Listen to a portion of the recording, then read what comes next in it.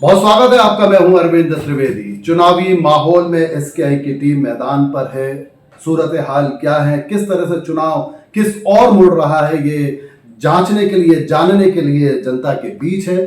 और इसी के साथ कुछ दिलचस्प बातें भी सामने आ रही हैं। ये बात है अपना हक लेने की।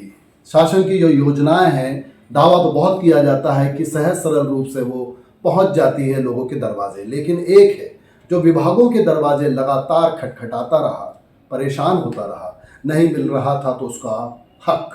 वो दिव्यांग है और दिव्यांग होने के कारण उसको जो तमाम लाभ हैं शासकीय योजनाओं के, वो लेना चाहता था और उसके लिए वो लगातार चक्कर काटता रहा, परेशान होता रहा।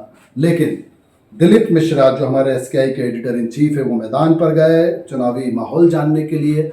उनकी मुलाकात दिव्यांग से हुई। अब वो दिव्यांग क्या कर रहा है, किस तरह से वो सिस्टम के अंदर गया, सिस्टम को देखा, क्यों धीमी गति का समाचार की तरह सिस्टम चलता है, ये जानने की कोशिश की। और उसके बाद वो पार्षद बन के उस सिस्टम का पूरा लाभ जरूरतमंद को अब दिलाना चाहता है। तो देखिए पूरी रिपोर्ट दिलीप मिश्रा से।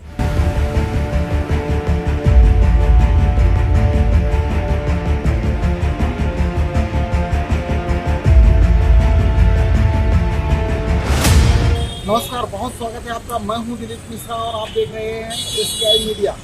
नगरीय निकाय चुनाव अपने चरम पर है। प्रचार प्रसार सभी जगह किया जा रहा है और ऐसे में देवास के वार्ड क्रमांक 40 से एक ऐसे प्रत्याशी चुनाव में मैदान में है जो विकलांग होकर स्वयं अकेले ही साइकिल के जरिए प्रचार करने के लिए निकले हैं।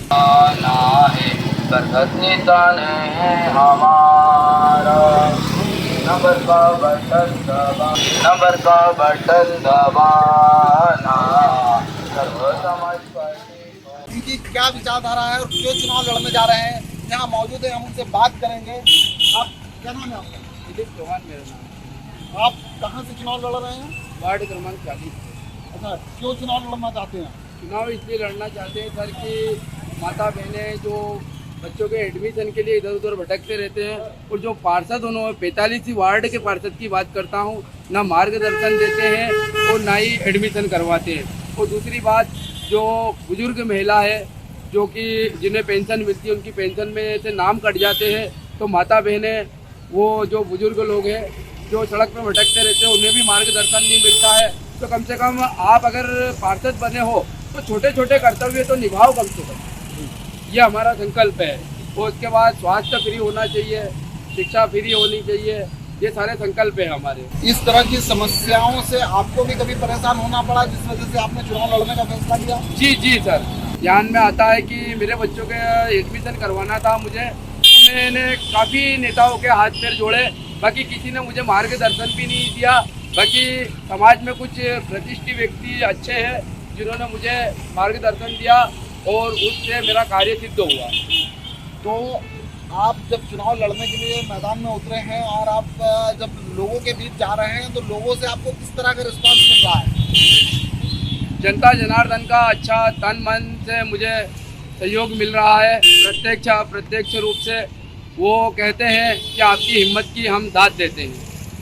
अगर आपको जनता अपना पार्षद के रूप में चुनती है और आप पार्षद बनकर आते हैं, तो क्या प्राथमिकताएं होंगी आपकी वार्ड के लिए? वार्ड के लिए प्राथमिकता होगी हमारी कि सफाई अभियान होना चाहिए अच्छी तरीके से। और दूसरी बात ये, जो नाली गटरें जो भरी हुई रहती है, कचरा है जो फेंकते हैं, तो कचरों के लिए भी होना चाहिए, स्वच्छता के लिए। ये जो हैं दिलीप चौहान ठेला लगाते हैं जिसमें धार्मिक किताबें, अंगूठी, चूड़ियाँ, ये चीज़ें बेचते हैं। तो आर्थिक स्थिति भी निश्चित रूप से इनकी कमज़ोर ही है। तो इस चुनाव में कितना क्या खर्च कर रहे हैं आप? एक पर्चा लेकर घूम रहे हैं, कहीं एक झंडा लेकर निकले हैं, तो चुनाव में कुछ चुनावी खर्च भी आपका आ रहा है? और अगर आ रहा है तो किस तरह से वहन कर रहे हैं?